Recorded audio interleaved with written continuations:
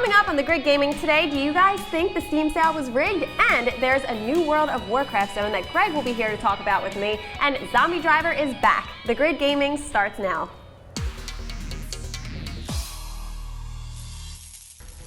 Hi everyone, I'm Elizabeth Panos with The Grid Gaming, bringing you news with E and Greg today.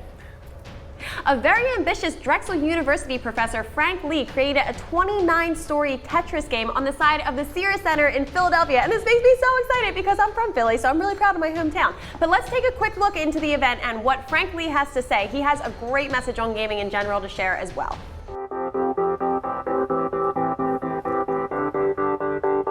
So tonight at the Sears Center that's behind me, we will play the world's largest Tetris on multiple sides of the building.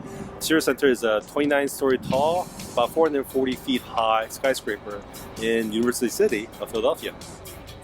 What I wanted to do was create an event where the entire city of Philadelphia could share it. Philadelphia is a very creative and technologically innovative city. As a game professor, the message that I want to send is that gaming is not just a nerdy or geeky area or field to go into. It's a very creative endeavor, and I want people who might not otherwise consider gaming or technology as a field of choice to consider game and game industry as a potential option. I've never imagined I would be playing on a 29-story building, but there you go. I'm so bummed I missed that. That happened right after I moved across the country, but the event occurred back in April and it's now officially being recognized by the Guinness World Records as the largest architectural video game display. So go Philly! Alright, so have you guys heard of the Steam sale conspiracy theories? It's a little confusing, but in a brief nutshell, players choose a team and craft badges to earn points for their team. The team with the most badges at the end of the day wins, but a different team started winning every day in almost exactly the same way. Some people are saying Steam rigged it to make money back from the sales, and others are saying that the users rigged it, but then Valve changed the rules and made it so second and third place also win. So what do you guys think? What? Greg? How's it going? Good. I've been here the whole time, actually. Can I talk about WoW now?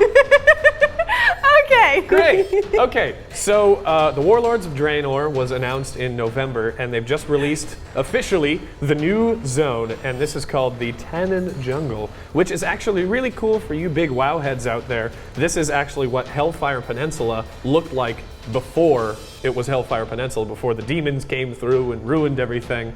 So essentially, Warlords of Draenor, in case you guys didn't know, it's Outland before it became Outland.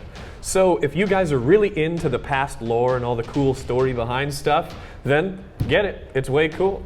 So that's Warlords of Draenor, the new Tannin Jungle. Thanks, Greg, who just came out of nowhere. I'll just, I think I'll just... Okay, here's Mario. Oh, catch him.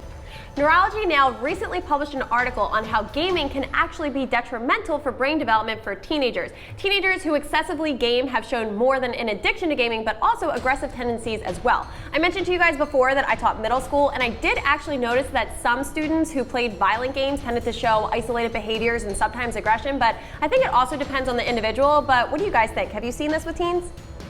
Zombie Drivers is back, so let's take a look.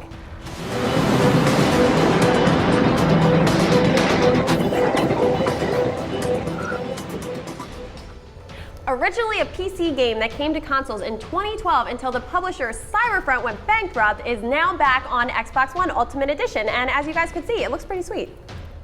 Some people made a few sexist comments after the Rainbow Six Siege trailer reveal at E3 when a woman was used as a hostage. So here's a quick look at the video.